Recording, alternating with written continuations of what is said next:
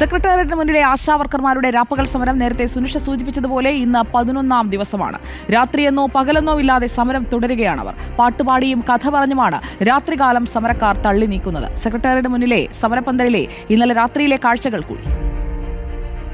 സംസ്ഥാനത്തെ ആശാ വർക്കർമാരുടെ രാപ്പകൽ സമരമാണ് ഇന്നിവിടെ നടന്നുകൊണ്ടിരിക്കുന്നത്. പകല് മുഴുവൻ പണിയെടുത്ത് 3 മാസത്തെ ശമ്പളമില്ല, ഞങ്ങളെ കഷ്ടത്തിലാക്കല്ലേ സർക്കാരേ, ആശമാരെ കഷ്ടത്തിലാക്കല്ലേ സർക്കാരേ. പകല് മുഴുവൻ പണിയെടുത്ത് 3 മാസത്തെ ശമ്പളമില്ല, ഞങ്ങളെ കഷ്ടത്തിലാക്കല്ലേ സർക്കാരേ, ആശമാരെ കഷ്ടത്തിലാക്കല്ലേ സർക്കാരേ.